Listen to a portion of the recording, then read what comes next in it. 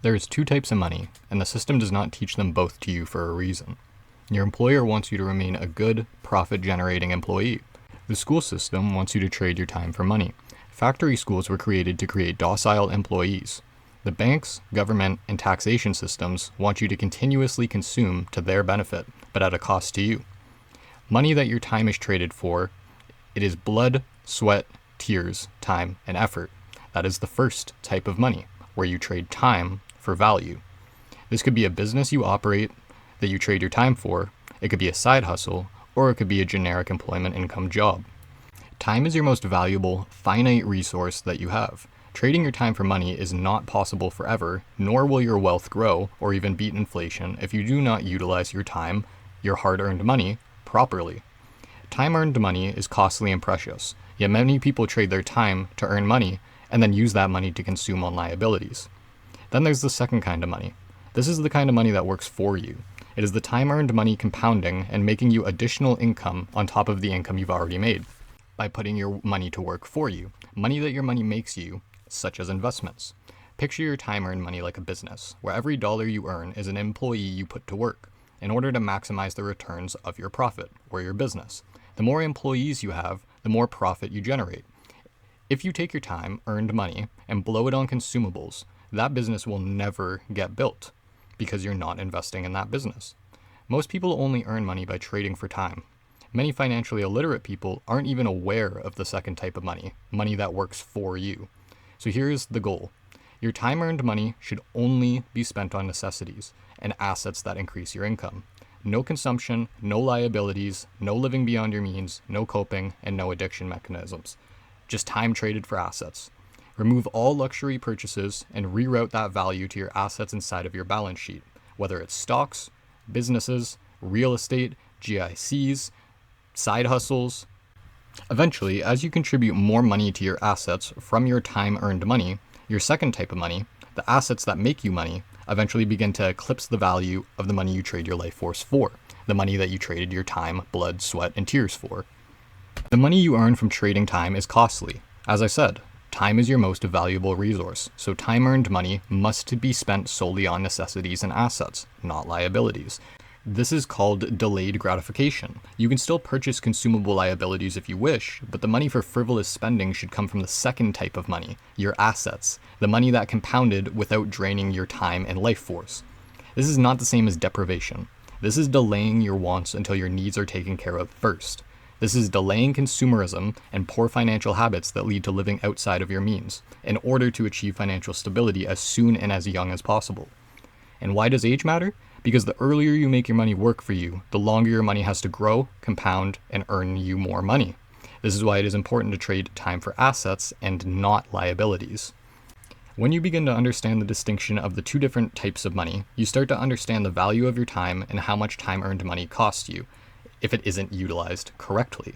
The first type of money, trading time for monetary value, is what keeps you enslaved to the system. The schools only teach you about time-traded money. The banks want you to use your capital, your savings and checking, for their benefit.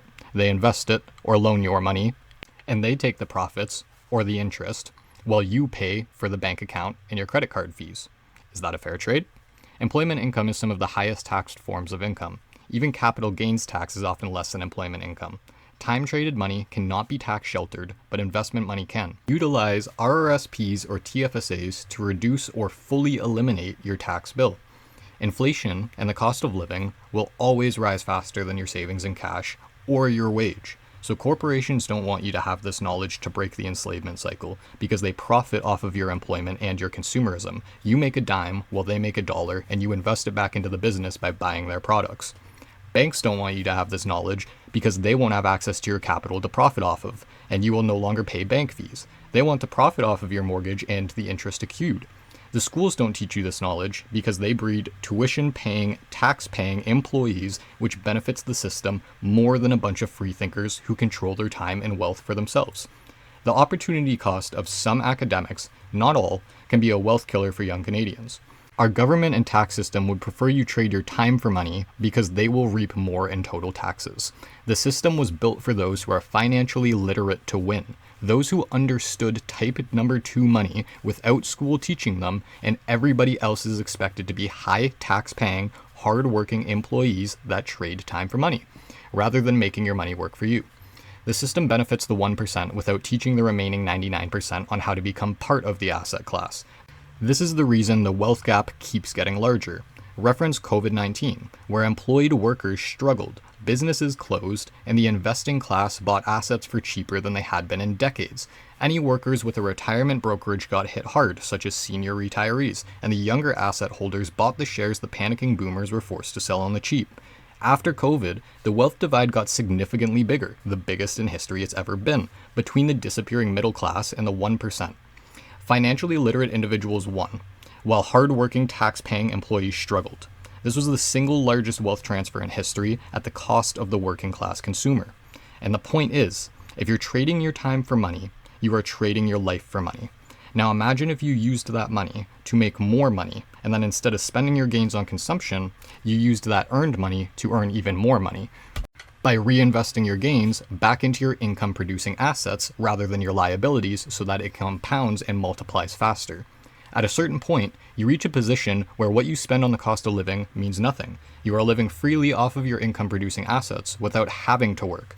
That is true financial freedom, having the option to do what you want to do at all times because you can afford to do it. Of course, you should still work, but it is now optional, and you no longer need to stay at jobs you dislike. You can afford to follow your true passions and dreams and to do what you love for income.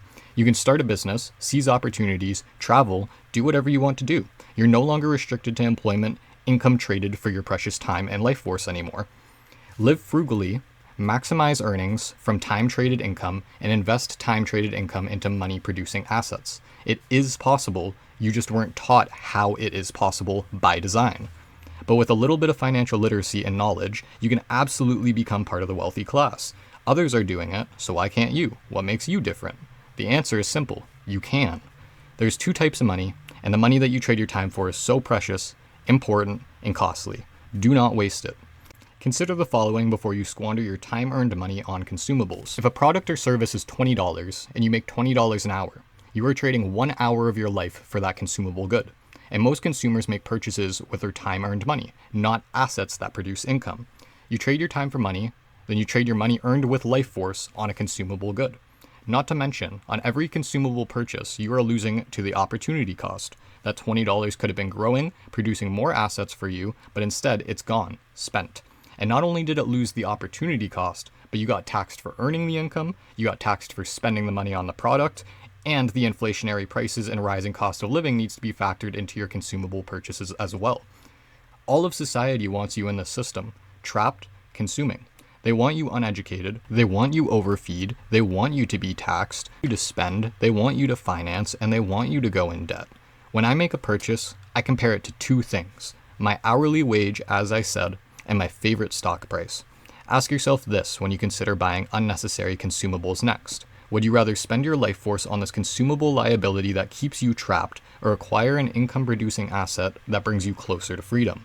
Instead of buying the newest Apple phone, buy Apple stock. Instead of buying a lunch, buy the S&P 500, the 500 largest companies in the USA, or buy a global diversified ETF that spreads your wealth across the world, like XEQT, VGRO, VEQT, or ZEQT. Comparing your liability spending to the potential gains of income-producing assets is crucial to hold yourself accountable to achieving your financial freedom goals. Value your money in units of time spent instead of dollars, and recognize the potential opportunity cost of spending your hard-earned life force, your time, and your money on liabilities over acquiring income-producing assets.